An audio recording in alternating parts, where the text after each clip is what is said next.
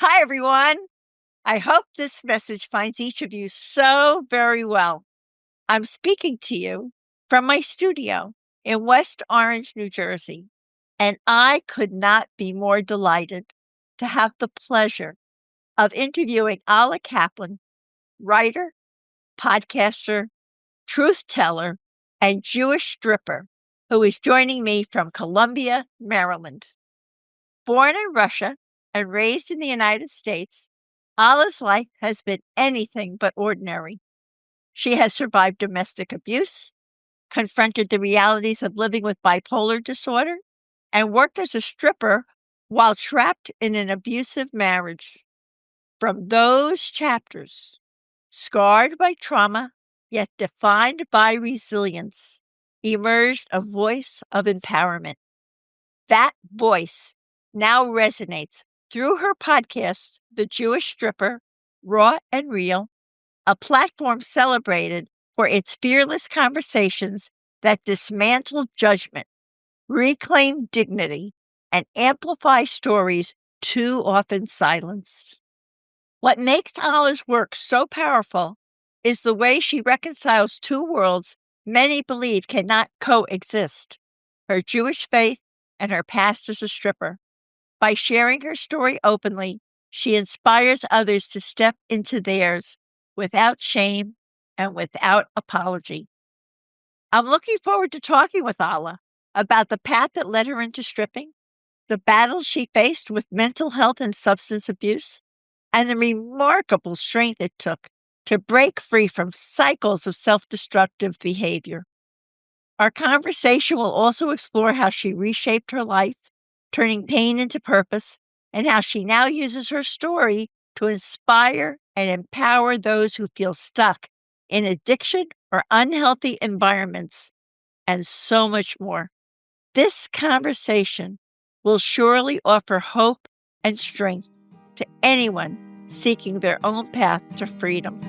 Hi there, and welcome to the Grief and Rebirth podcast.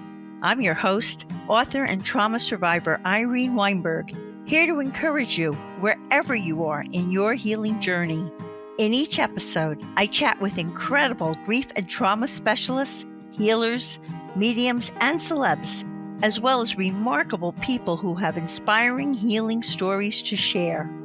If you're looking for a podcast that's both uplifting and inspiring, you've found it. Let us help you find your joy in life.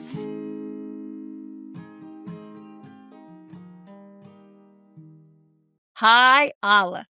Hello. A heartfelt welcome to Grief and Rebirth podcast. Thank you so much for having me. It is so my pleasure. Been looking forward to it for a while. Yeah, this is just going to be a wonderful conversation. Thank you for the glowing introduction. You're welcome. You're welcome to use it. But it's you. And I like doing this because I want everyone to know about you and respect your journey. They're going to learn so much now from this interview because you really are a legacy breaker. You really are an iconoclast to me. I mean, you have been through so much and you've been your own person and you've done your healing and you have such wisdom to share with us. So I'm really looking forward to this. And you have information about a world the rest of us are not familiar with, so it's fascinating to me. So let's start about how Alla came to be. You immigrated to the United States as a child. How did that shape your early experiences and your identity? My parents were already divorced in Russia when I was a small child. And my father did a lot of nasty things to my mom and her family. As far as I was concerned, he wasn't really much of a father. Let's just say my parents, my mom met my father, she was 18 years old, first time knocked up. What did she know? First time knocked up. So, I mean, it was, I guess you could call it a shotgun wedding. And so I didn't really know, as I was saying before, about my Jewish identity. You know, when you're a kid and it was the 70s in communist Russia. So being a Jewish and any religion at all was frowned upon because it was an atheist communist country. The only thing that mattered was communism. So I really but oddly, they moved Christmas to make it a New Year holiday. And so we had a tree, we had presents, we had all that stuff, but I thought that it was New Year's. That's what everybody did. They did that to appease the Christian community. And so when we came to the United States, just me and my mom from Russia, and my mom was basically trying to get as far away as she could from my father. And by the way, that's probably how your early courage began because it was so courageous of your mother to do that. My mom became a single mom. She had my grandmother. I was raised with my grandmother and my mother. My grandfather, my mother's father, died very early on. She was young. He had a heart attack right in front of her. So that was trauma for her. Of course. And then my grandmother and my mom, that was my influence. So my grandmother was a very strong woman, just, physically and mentally, and not the warmest person either. So there was like the unavailable So she emotion. was emotionally stunted also. Yeah. I mean, don't get me wrong. I know she loved me to Right. pieces. And the whole history of how my grandmother came to be with my grandfather is very crazy too. There's a lot of generational trauma. Right. Once we came to the United States, it was just me and my mom. And my mom went to work for a company which she still works for. This is from 1980, and she's still there. She will be there 46 years in March. Wow. And so I became pretty much a latchkey kid. I was 10 years old. I turned 10 when a month after we came to the United States. I didn't know anything about being Jewish that much, and I was sent to Hebrew school, and that's where I started to learn about Judaism. And it was a culture shock, of course, because when, like, during the day at Hebrew school, when it was time for prayer, the boys and the girls were separated. I didn't know. For those who are Christian and listening to this, in the Jewish religion, the very religious Jewish people separate the women from the men in prayer and in many other ways. Yeah. Yeah, the women are not allowed to pray with the men. So, in any case, that was a culture shock. I mean, it was everything. America was a culture shock. Music. I knew nothing, but my mom actually was raising me in Russia on classical music. She loves ballet and classical music. So that's pretty much all I heard in my home. I even she had records for me of ballets that played the music and told the story. So I knew ballets like Sleeping Beauty and Swan Lake by the time I was 5 or 6 years old. And then I came to I To came to the America. United States, and pop music was was a culture shock for me. And when we were on the school bus and the bus driver would play the radio, and so I started to get into the pop music. And that's all we wanted to do was dance to pop music. I had a friend that was a year older than me, and I'd come over to her house after school, and she was like the Paula Abdul of our neighborhood. She That's wanted another that, by the way, later on, that probably came in handy for you as we get into your story. she wanted to my mom was a fan of ballet, so I watched ballets when I was a kid also. And so my friend liked to choreograph dances in her living room. She would turn on like Diana Ross, Wow. Upside Down, You're Turning Me. And so whatever was on the radio, and then we were like, like regular American kids making mixtapes off the radio. That's the only way you could make a mixtape. Or just at that point, it was still vinyl. We were buying vinyl records. I remember. Yes, I'm older than I look, I guess. So am I. I'm 55, I have no problem saying it. So this is me when I'm like 11, 12 years old, hanging out with the neighborhood kids. And then we were in the class at the Hebrew school where it was kids from 6 to 16, and our poor teacher had to deal with everybody whatever their education level was, whatever math level was, what Boy, what a hard job was that? there was a language barrier because he was speaking to us in English, trying to teach us Hebrew. It was insanity. It really was. Well, also from your childhood, you didn't really have a lot of exposure to healthy marriages, to healthy relationships, to what is a healthy man. I mean, the men in your life were nothing to, you know, not nothing in the way of a role model in any way. Yeah, I didn't really have men in my Right, life. you didn't have a male role model, you didn't even have a relationship role model, so how do you know that you married an abusive guy like your father, in a way, maybe worse That's fine. right? I didn't H grow how up did with him right, and still married. He was abusive to my mom, and I didn't grow up with him, and I still married someone exactly like him. that's right. So Yeah. how old were you when you were married? And then because you knew absolutely nothing, but you're in your marriage and not being treated well, how did you recognize that you were experiencing narcissistic abuse when you had no experience to I identify mean, I it? didn't even know what the word narcissistic. I didn't even know what I was going through and dealing with at that time. This is the mid to late 90s. Right. So the mid 90s. So I think I was 24 when we got married. It was February of 1994. And I was with him for a couple years before So how old were you when you married him? about 24. What did you know?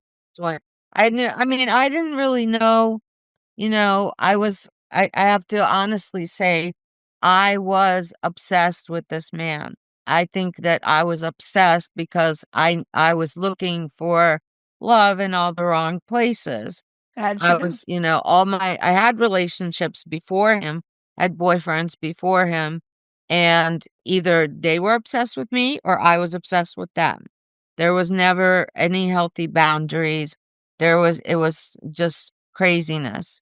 And I got into drugs before, stripping and all that kind of stuff when I was a teenager.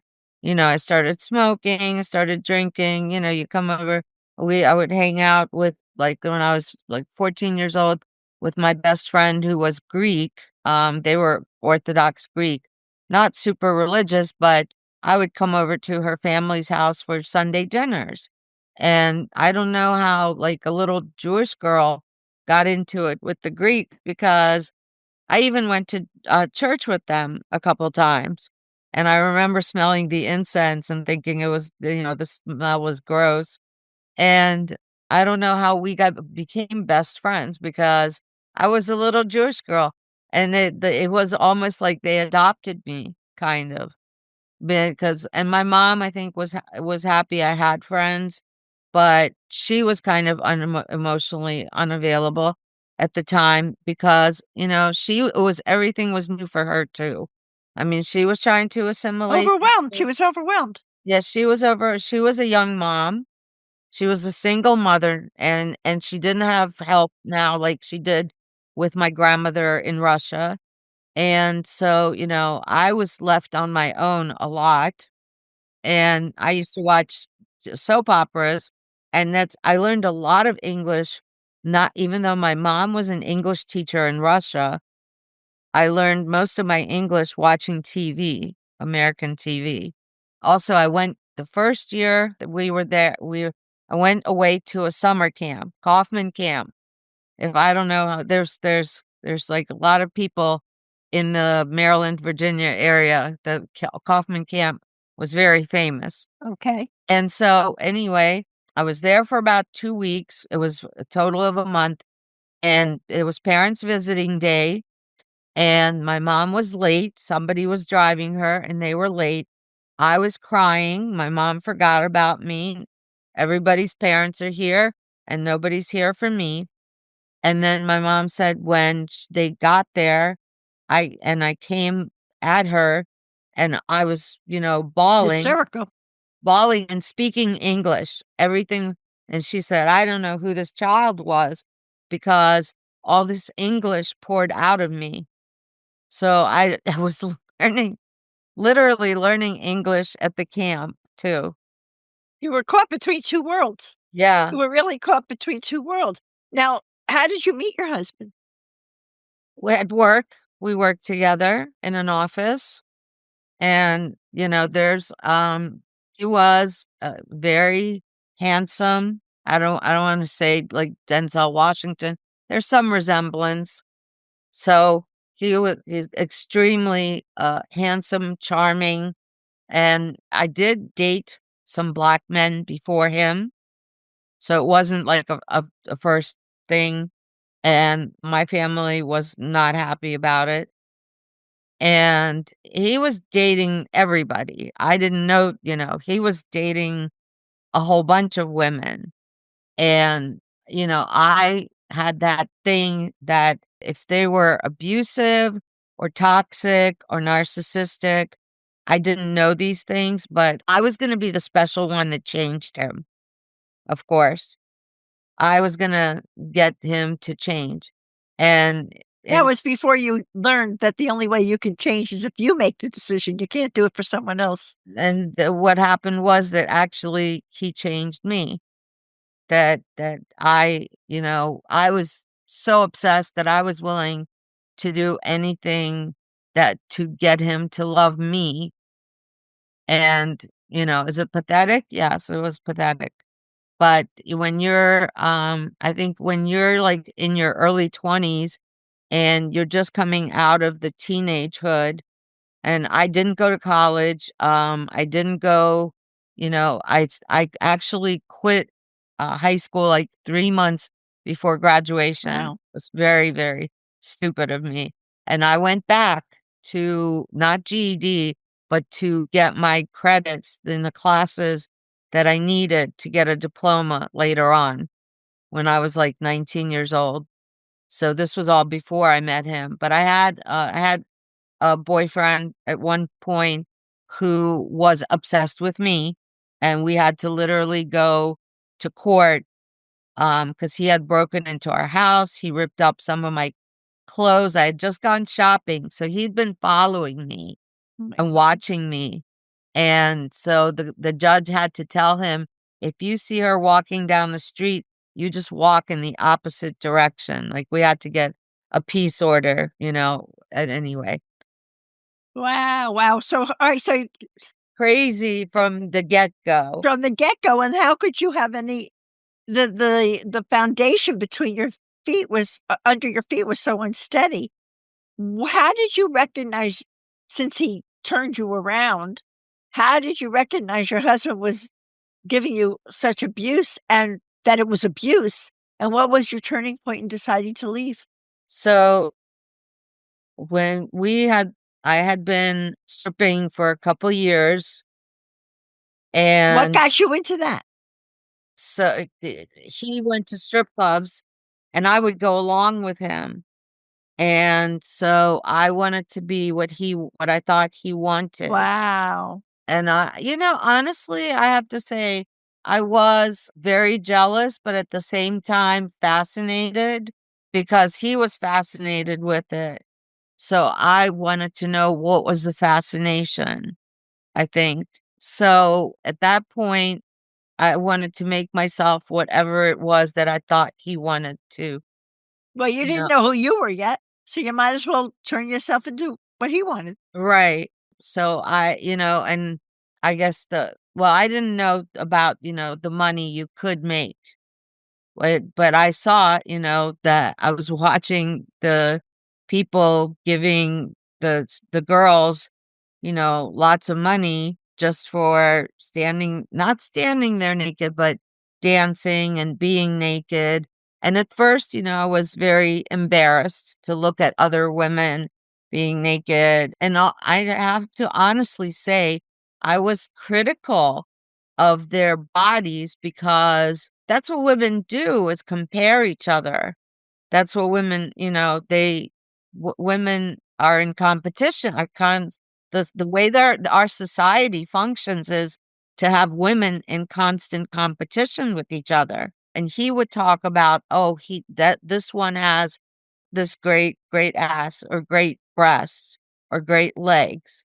And I would then be in my head comparing myself. Yeah, worrying about your stuff. Right, like, I'm not thin enough, I'm not good enough, I'm too thick, my legs and ass were too I'm very thick. So, I was sitting there and then one time, like, I didn't think, "Hey, the dancers could have cellulite," and I saw a girl, she was gorgeous, but she had a little cellulite, and I said, "Oh, wow, she had cellulite," and she heard me, and she went off. And he was, like, rushing me out of the club because there was gonna be a fight, and so but I was like, I didn't think that women that were doing this job were even allowed to have that. Well, you thought they had to be perfect. They had to be perfect from top to bottom, Yeah. and it turned out, no, you don't have to be absolutely 110% perfect, and so Maybe your imperfection is gonna turn someone on, right? I've seen all kinds of shapes, sizes, everything that is everybody, has a fetish or they have a preference. And so, there's people that are partial to blondes, brunettes, big breasts, small breasts, whatever, anything and everything in between. Races, black, white, in between everything. And so I think I was fascinated with it. And then, of course, one day, he made me think that it was my idea. It was obviously he kept going in there and taking me with him. And as I said in another interview, that I didn't know, but I was like being groomed. I was being groomed for it.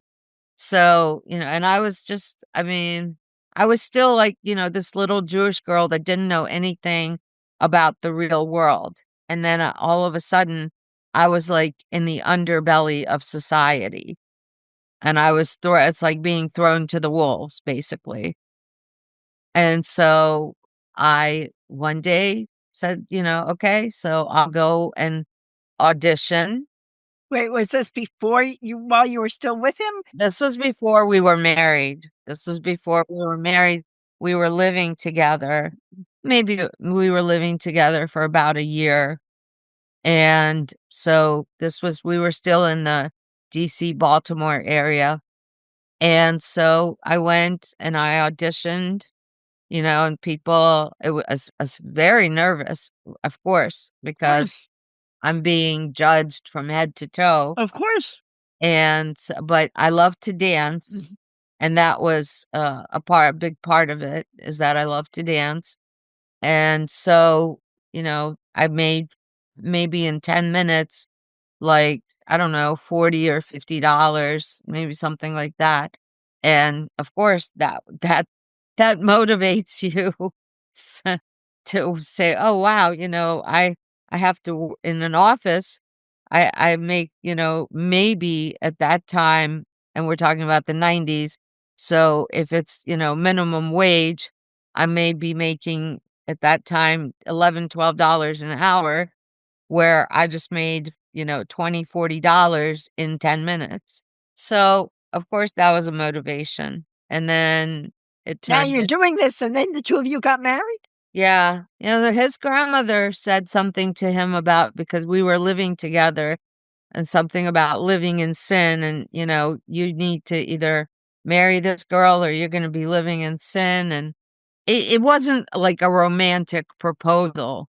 And what actually happened was he had some troubles with the law, with DUIs and stuff. He had actually given his brother's name when he was stopped during, a sobriety check, whatever.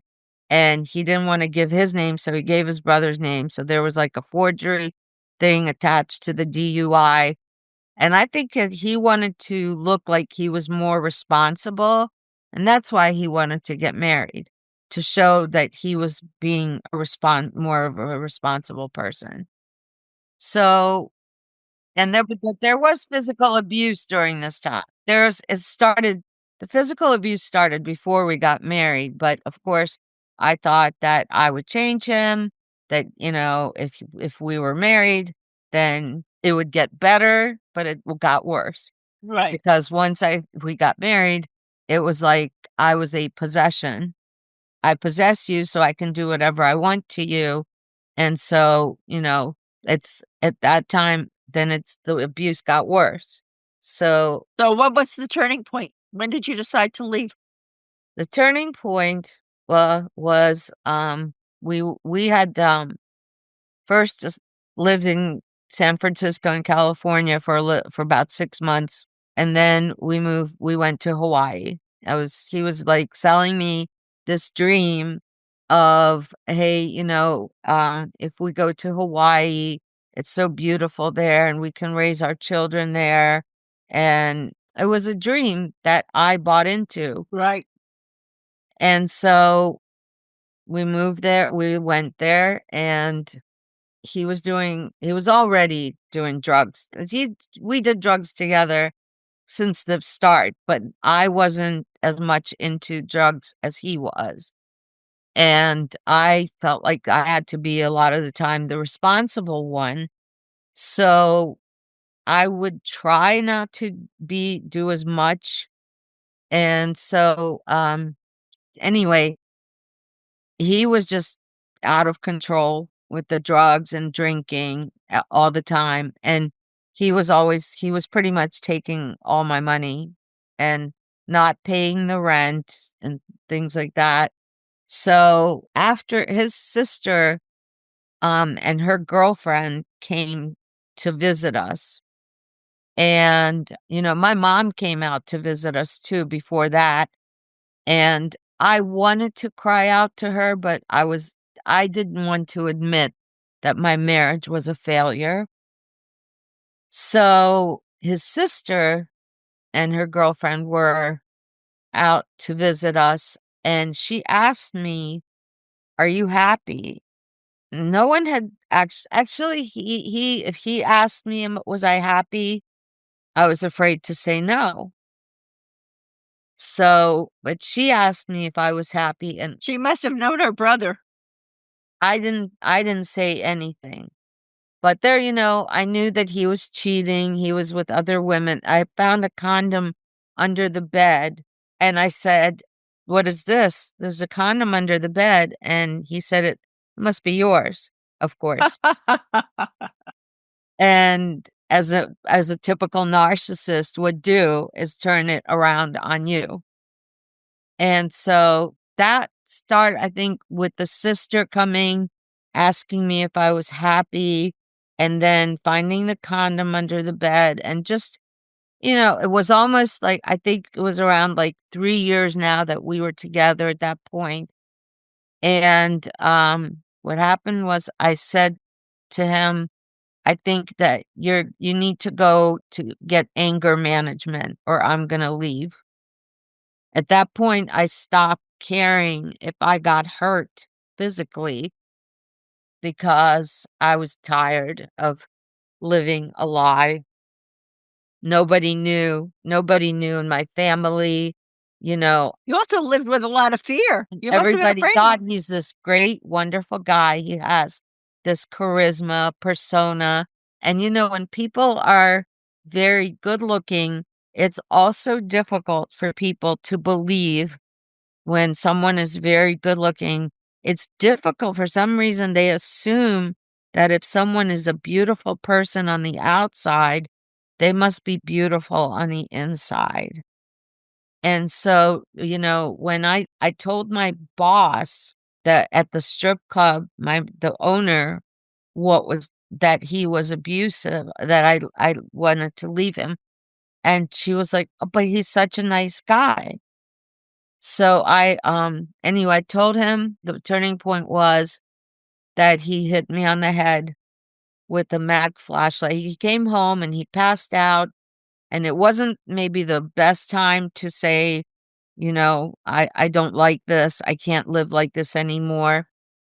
And so he got up, went under the bed, took out this mag flashlight like the cops used, the big one, hit me on the back of the head right here. I can always feel it. And I could tell you where the stitches were. And I lost consciousness and woke up in my own blood. And He didn't take you to the hospital, nothing. I went to the front desk. It was like apartment hotel kind of place we were staying in. And I said to the married couple that managed the hotel, I said, I need an ambulance and I need you to call 911 and have him arrested. That was the first time. Wow. Wow, that was big for you to do that. That was I lost any fear that I had. And you were still bleeding, you hadn't. I was bleeding out of my head, and Wow. at that point, and I had up to that before that, I was having dreams that I was throwing him off a cliff into the water, and I started to realize that one of us is gonna die, and I don't want it to be me. Right. And That's I don't amazing. wanna and I don't wanna kill anyone either. I didn't, but I started, thinking about killing him. That was time to go. So now where did you go? I actually I told a girl that I worked with what happened. I told the owner of the club where I was working, and she couldn't believe me. She thought he was just the most wonderful guy. Right. And so I told this girl, the dancer that worked there, and her boyfriend was a waiter at the club. And so they took me, I swear that they're guardian angels because they took me to their apartment with all my stuff. I was like at a hotel. I went to a different hotel, but I was afraid he was going to find me there. So I went to I don't even it was so much was mixed up that it was like a long drawn out dream, a bear or nightmare. So they got me a ticket to go home. I guess maybe they traveled a lot to Colorado where her family was, and so they had frequent flyer miles, and I think they used their frequent flyer miles to get me a ticket to go home to Maryland. What a lovely, beautiful gesture. I was gonna go home to my mom, Yep. but I did not want to admit to my mom that because I always crawled back to my mom whenever, something like, I had a boyfriend and it failed, and I was living with him and it came back to her, and I felt like, I just didn't wanna admit, and so when I got back to DC, I was at Dulles Airport, and I had every intention to call my mom, but then I decided to get on a train and go to, Connecticut to work at a club where I used to work in Connecticut, Wow. and I thought he wouldn't follow me, he wouldn't care enough to follow me to Connecticut 'cause we were there together at some point, and I was working and he was just taking all the money, he wasn't doing any. So how did you come to be called the Jewish stripper when you went to Connecticut? Well, I didn't call myself the Jewish stripper until about a little bit over a year ago like 6 years ago, coming up on 6 years. It was during the height of COVID, and I didn't have a job, And COVID was crazy. There was no contact. So I was sitting at home and this book was in me. I wanted to write this stuff down for a long, long time. And then I decided I have nothing to do. It's COVID. And I started writing the book. I just decided I'm going to put all this on paper. And I called the book The Life of a Jewish Stripper, a memoir. And so I just, everything poured out of me just from my childhood. I started with, the past and kind of tried to keep it chronological. And so when I did the started the podcast, I called it at first Raw and Real. That was my friend's idea. Actually, she was supposed to do the podcast with me, but she dropped out after like one episode. But and I wish her well. She wants to do her own thing. So anyway, so she read when she was reading my book. I was sending her chapters when I was, writing the book to read, and she said, "Wow, this is just so raw." And so, Raw and Real was born, and then I Googled Raw and Real, and there was 1,000 Raw and Real. And so I said, back to the drawing board. This has to stand out somehow. And so then I decided, you know what? I have nothing to be ashamed of. And so I'm going to be the Jewish stripper, raw and real. Well, it certainly gets attention, I have to say. And I want to also ask you, before I get into how you also navigated the challenges of depression, anxiety, because there's an emotional toll to work in the adult entertainment industry.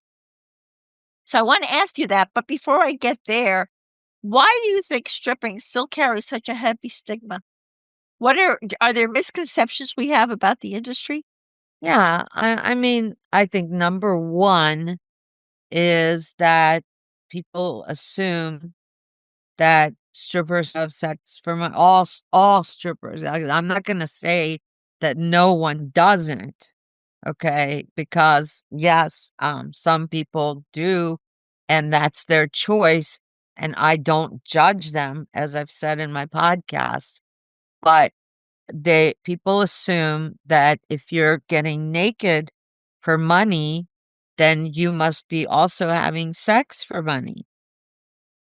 I think or you're a gold digger and you're, waiting for someone to snatch them and marry them and get their money so I think that's the number one assumption.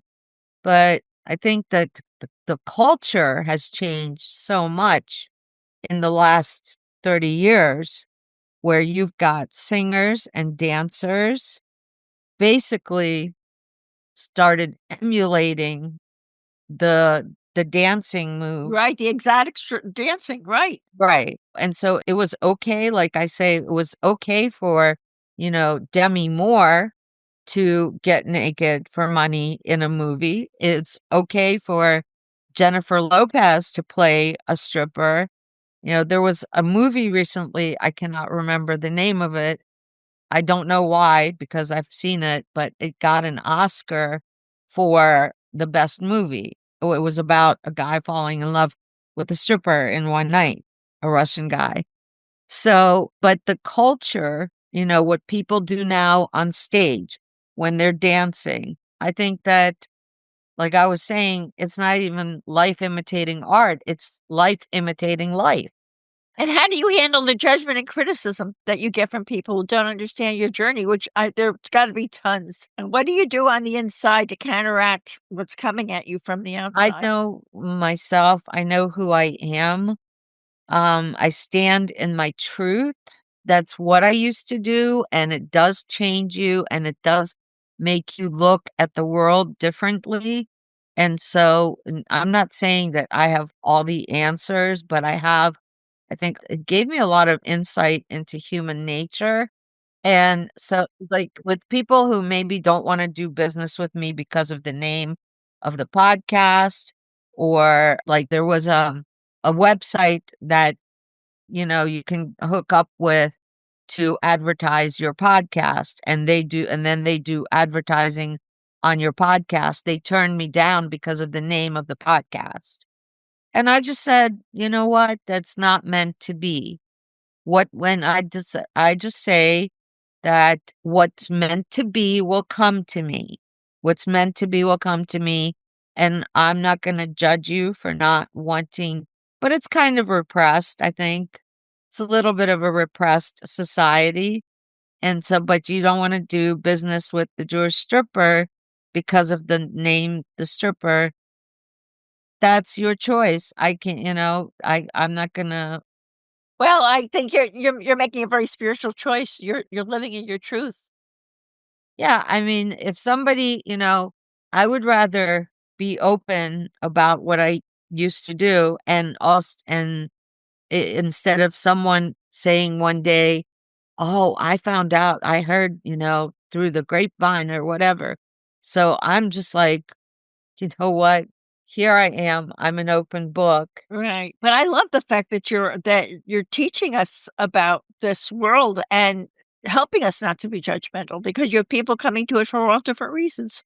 You know, During the time that I was stripping, when I was in my marriage, of course, I was, not happy, and even though, like, I enjoyed my job, the situation that I was in emotionally kind of made me hate the world that I was in.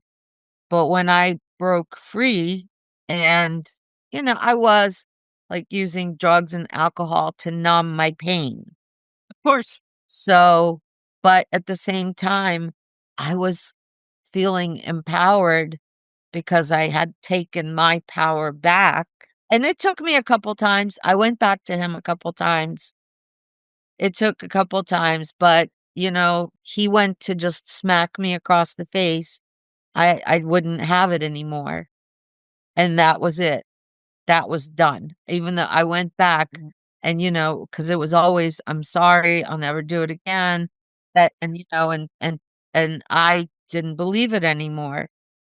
And so, even though I was self-medicating, this was before I got into therapy, I was feeling like I took my power back.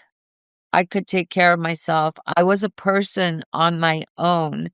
I didn't need someone to define me anymore. At what point in your experience did you start getting into therapy, and did that help you withdraw from the drugs and alcohol as your coping Yeah, mechanisms? I have to be honest, I did. I moved to the New York area in Westchester with a man. I had another relationship. I was around 30 years old, like Wow. 29, 30 years old. I had stopped dancing, and he was in AA. So I was just like one of those people that my significant other, what they're doing, I should be doing that too.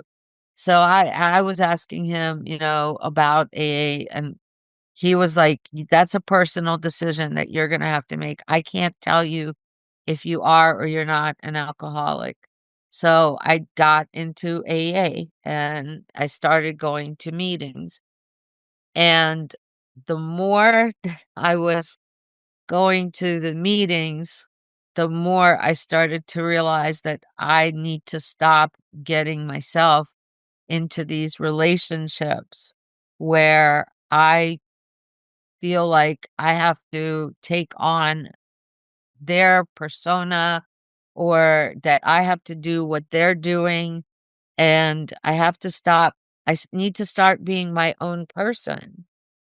But did you know who your own person was? I didn't, Yeah, yeah, I did. right. I needed to figure out. I realized I need to figure out, who am I by myself, or that I'm enough by myself, that I am enough. So that's when you started therapy? And then I started around that time, I had a nervous breakdown, and I started therapy. I was in the hospital, and then I was referred to a Well, you were still therapist. with this other guy, you had the nervous breakdown? I was, and then I moved out. I moved out, and What a life you've had, it's been really hard. I moved out, and I stayed up in New York in the, like, Westchester, Putnam area.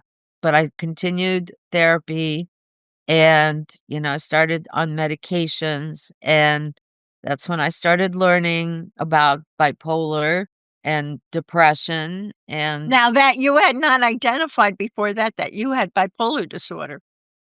I think it was at one point when I lived in Maryland, and I had a nervous breakdown. I was supposed to start going to therapy, but I was not ready. And so after I got out of the hospital, I just like, I was one of those people saying, I'm not crazy. I don't need this.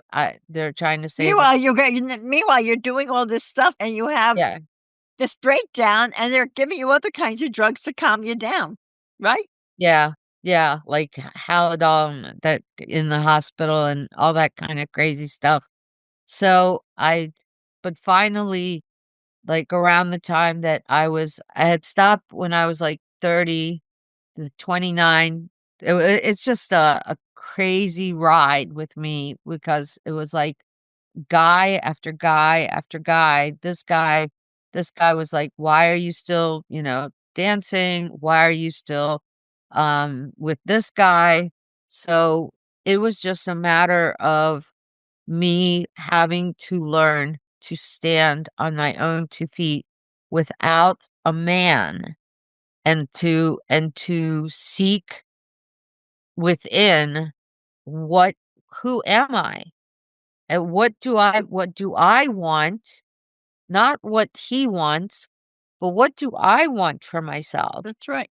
Well, in a way you remind me of it's a little different, but when I was widowed and I had the car accident and it was so sudden and all, I started going to a life transition coach to learn how to be alone. And just that's similar to what you did in other circumstances. I did not know I was so immersed and in love with my life, with my husband and being married and with that protection and all of that came with it. And now all of a sudden I felt naked and I had to learn how to be okay as Irene. And that's when, in certain ways, I've discovered more about myself, leading to what I'm doing now than I knew before. So it feels like even though there were different inspirations for it, we both kinda had the same experience. So now you are starting to surround yourself with healthier influences, I guess. You're going to therapy, you're learning a lot, and is there something you would wish more people to understand about bipolar disorder? Bipolar, I think that it's a stigma that if someone is bipolar, that they're constantly on a high or constantly on a low. I think it doesn't Manic or depressive? either, right, they used to call it manic depressive, and then they called it bipolar. And so there's an assumption that there's always some kind of drama with the person. Well, and so what I learned is that when it's peaceful and there's a medium, you're on a medium, you're not feeling up or down, you're just on a constant, there's you have to get used to a routine.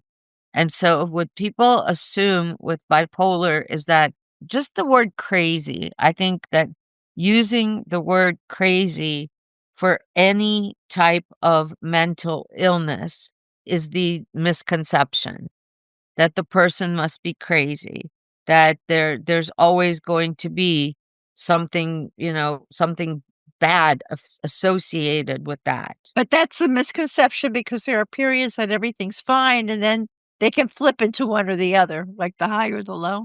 Right. So, I mean, if a lot of I know people who, depend on marijuana. That's their answer to everything. And I believe in medication. And for me, that's what works. It, there's, I don't know, So you got medication for the bipolar part right. of you? Yeah. and now you're getting pulled away from the alcohol and from the other substances you're taking, right? And now you're Yeah, I taking mean, this medication. I left AA after a while, and I'm not going to say anything against it, but it wasn't for me for after a while, and I realized that, I gotta stop following this guy into this place and this guy. I gotta find myself. I can have a glass of wine or a beer and not go crazy. I know that when I was doing a lot of drugs and drinking, even before I was in the stripping world, when I was a teenager, and that's what teenagers do is they experiment. And yeah, I got into drugs and alcohol in early. And so, by the time that I got to stripping, I had already experimented with stuff. So, I honestly believe in AA, they believe that it's the group that's keeping the person sober, and for me, in particular, just, speaking for myself, that I'm not saying that it's all me, but if you quit drugs or alcohol, I think there has to be a part of you that is wanting that you yourself are, care about yourself enough to stop, that you want to get better. Well, actually, you're sensing that there's something more that you can get better, and you're reaching for that star in a way, right? I experienced it too. I experienced, honestly, a lot of negativity in the sobriety world. And so, I said to myself, there's I already have in my own You've seen it from both sides I now, so now already you have to. have so much dysfunction in my own family, and then when somebody is bringing more dysfunction to your life in sobriety, I was like, "Okay, this is not working for me." Not only that, you already had the nervous breakdown. You need a few more problems to add to And that? I had quit drinking and drugs on my own before getting to AA. Right. So, that I think that it's a choice, it's your choice. Always a choice. Everything that you're doing, is your choice. So let me ask you something else. How have you 'cause I'm sure you get judgment about this. How have you reconciled your Jewish faith with these unconventional choices you made in your life? I mean, do you ever get asked if a stripper can still believe in God and all Yeah, that and kind of thing? I wrote a chapter on that recently. It's on the podcast, and I put that episode out there, my relationship with God, and I said it's at one point, it was a love-hate relationship. Because, it's like when you're praying for something and you get it, and then why don't prayers not get answered? And does God love everyone?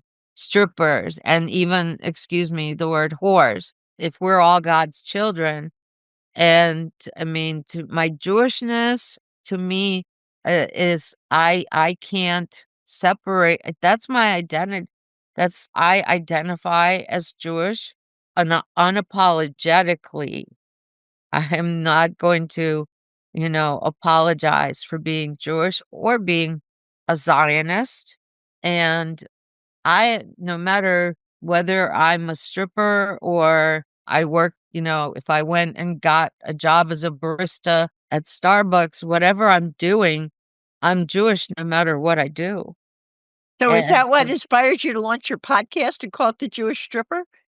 yeah, and that someone said to me, actually, someone very Christian from another country asked me, "Why do you use the logo of the stripper and the names, the stripper?"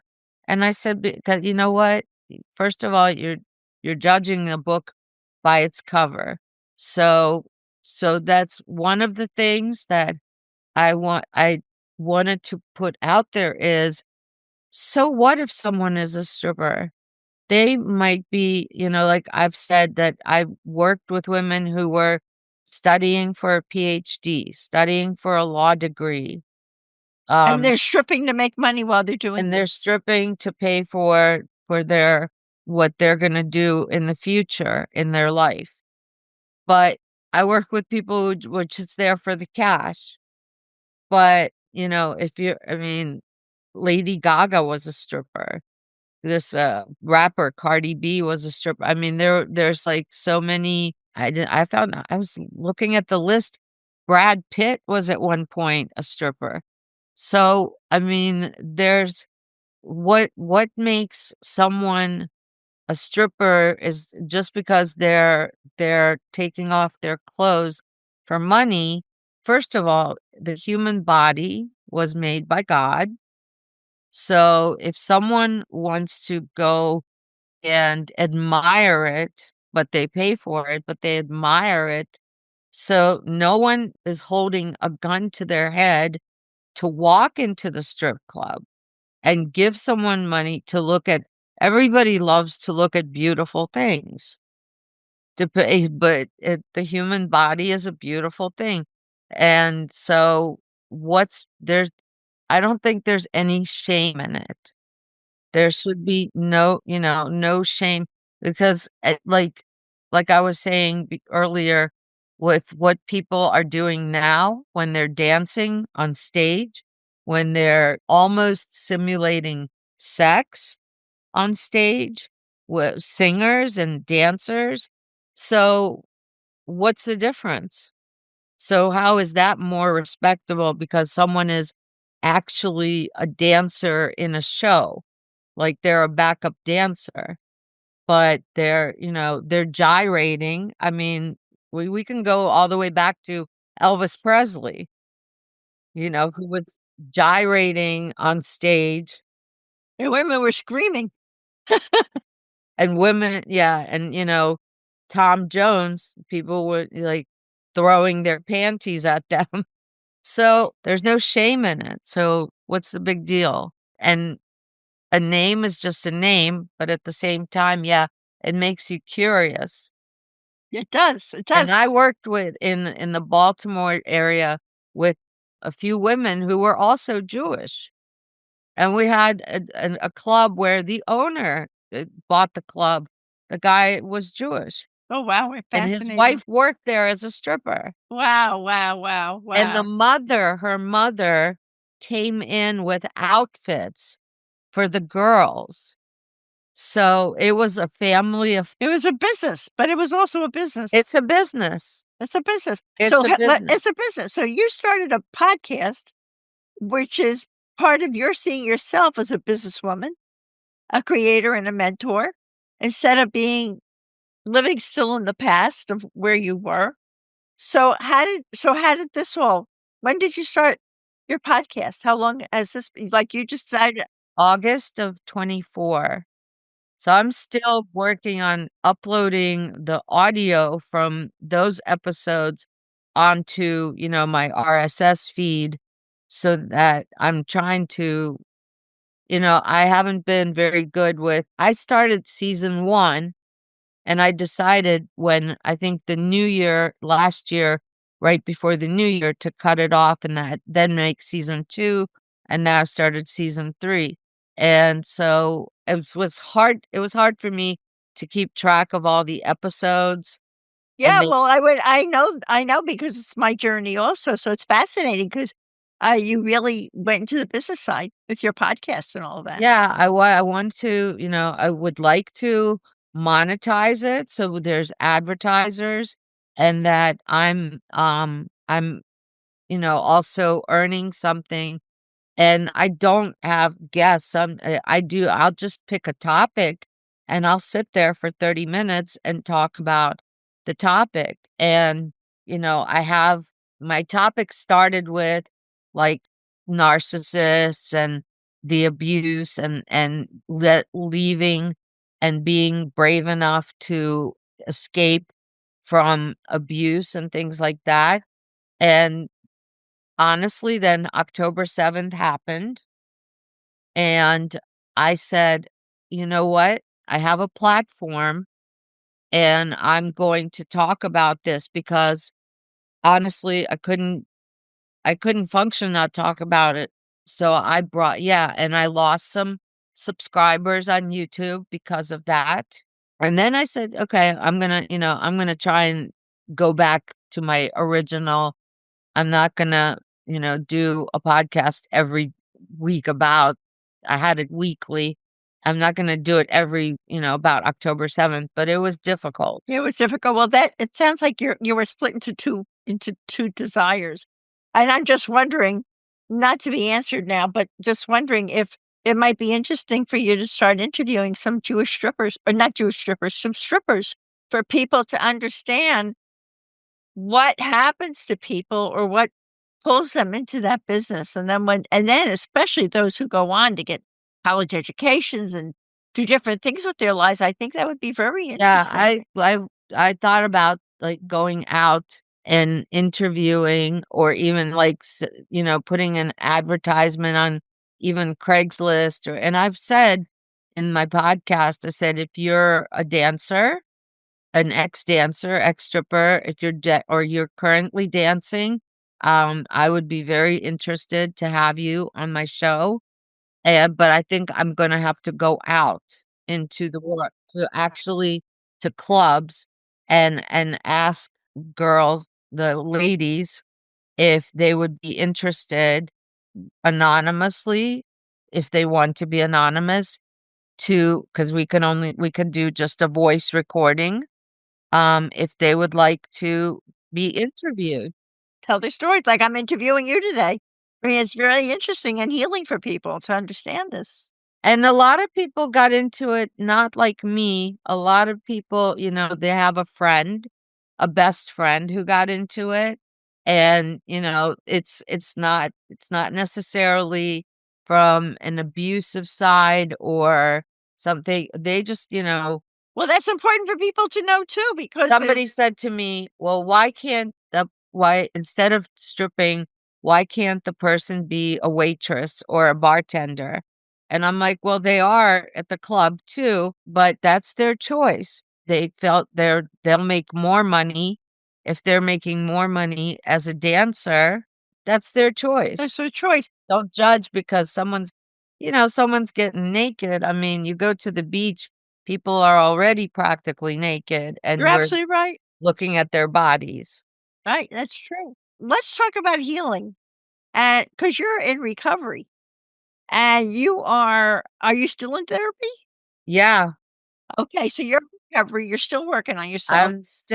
I don't think that for me personally, well, the medications have to be monitored, of course, and I have to do I think the talk therapy. I only see my therapist about once a month, and ever since COVID, it's by Zoom, actually. Right, but that's okay, but you're still talking about your stuff, and you're still learning and growing. But there's things that I can tell my therapist that I can't say to anyone else, and I'm going through stuff with my mom where Mhm. she may have dementia. I don't know. We're gonna have her tested. The appointment's coming up in February. It's hard to get an appointment. I mean, there's, things like that, and when she had the breast cancer, and, I had to be the strong one for her when she had 2 surgeries to take it out.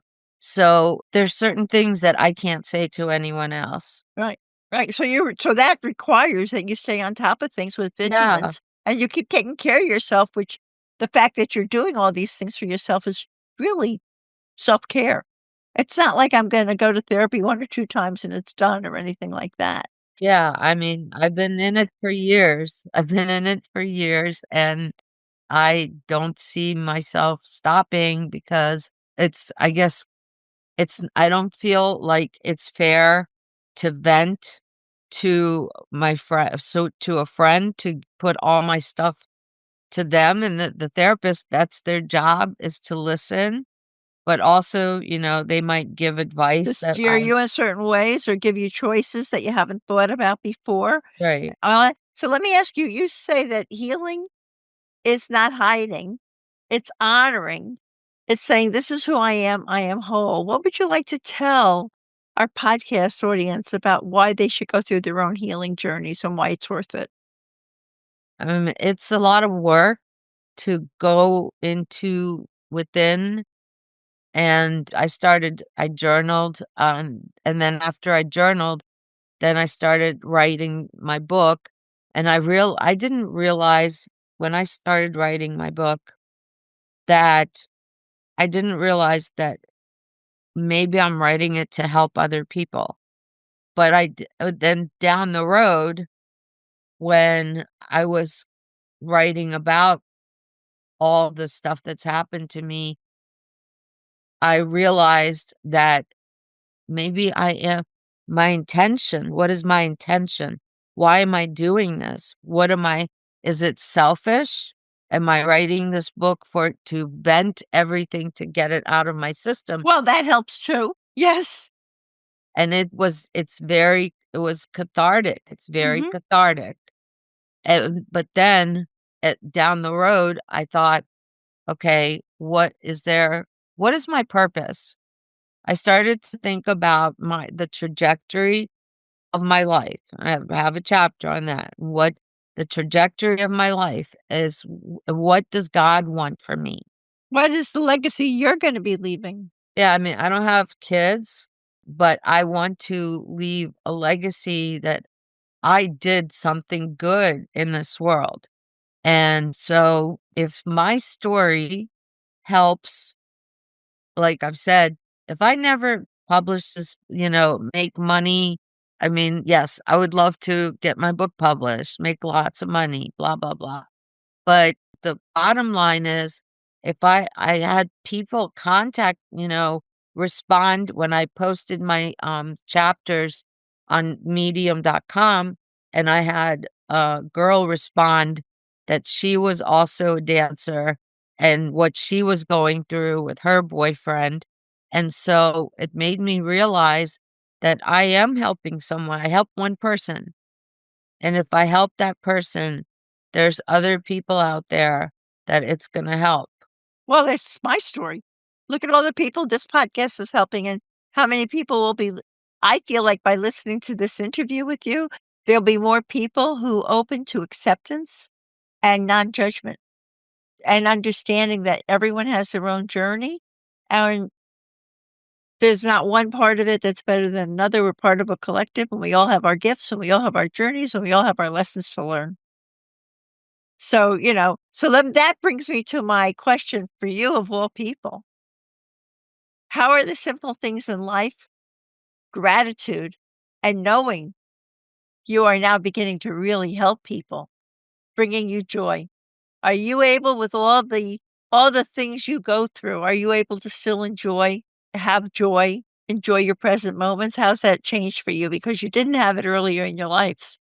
Yeah, I try to I mean, the absolute simplest things, like when it's cold outside and you have a home, you have a roof over your head, and you have heat, and you have hot water, and you're not homeless, and you have food in your house. And if you ate today, you were a lucky person because there's millions of people around the world who don't know where their next meal is coming from. And that's simple gratitude. I mean, I get joy from, my dog. Being with my dog gives me joy. I get joy from doing something like this. From not because I want, attention or I want to get famous, but doing this podcast that I started and doing this interview, that is giving me joy to share my story with you, to help other people. It gives me joy. Not to help other people, not to put them back in their trauma, but make people understand that you have to deal with your trauma in order to come out the other side of it. Heal it as best you can to drop it and that enables you to feel joy even more.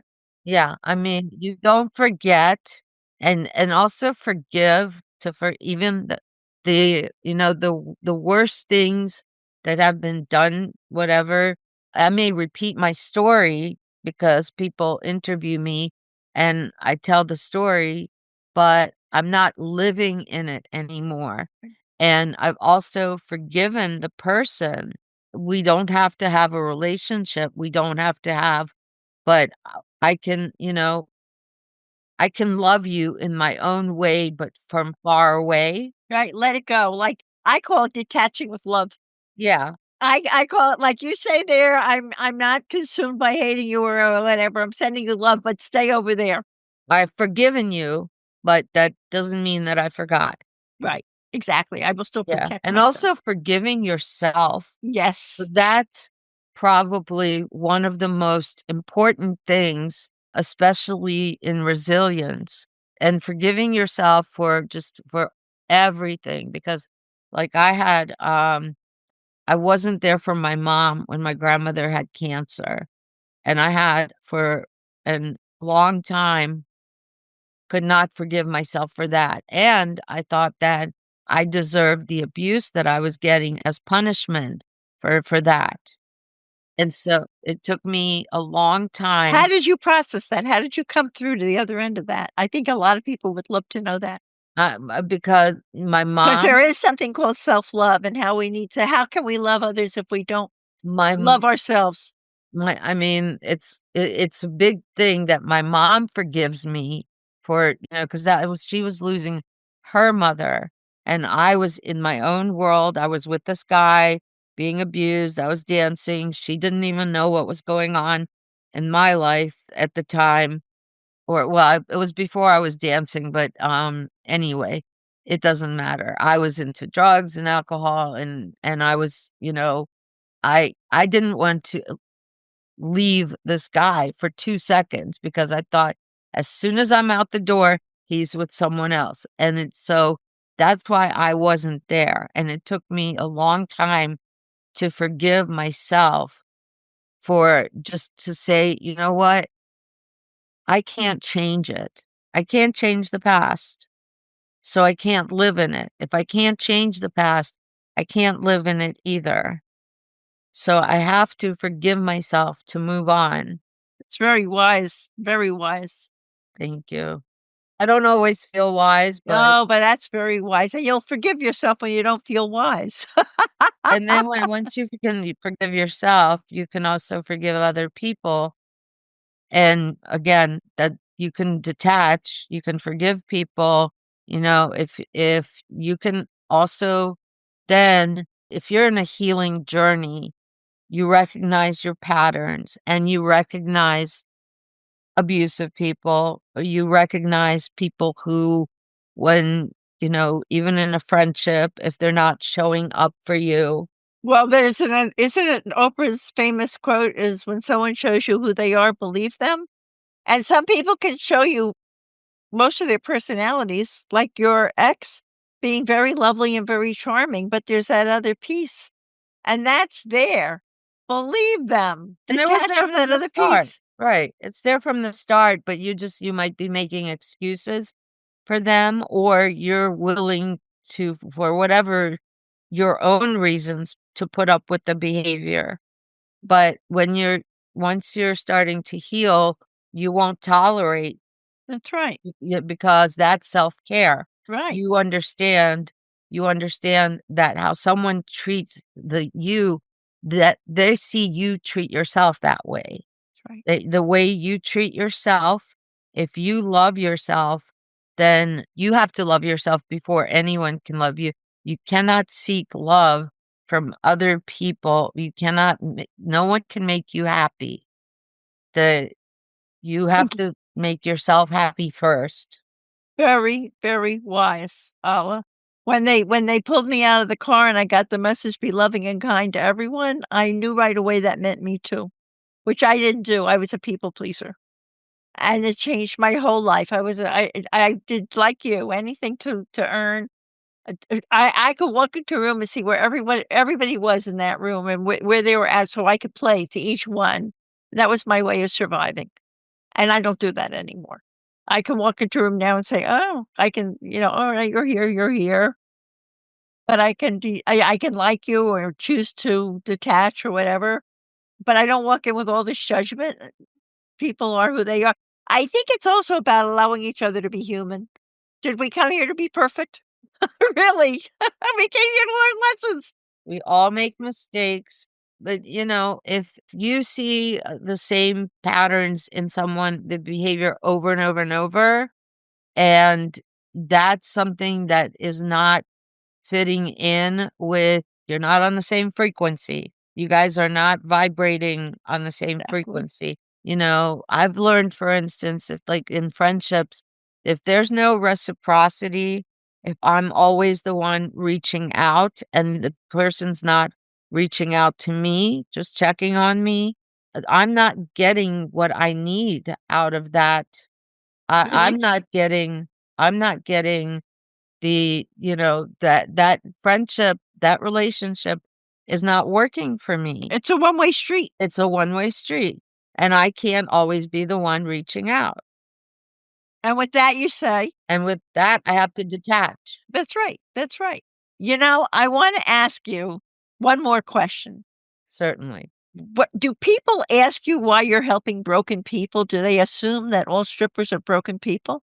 Yeah, so I'm glad you brought that up because someone asked me or said that, I'm helping broken people, and I asked them, "Why do they assume just because they're strippers that they must be broken people?" And again, you're being judgy.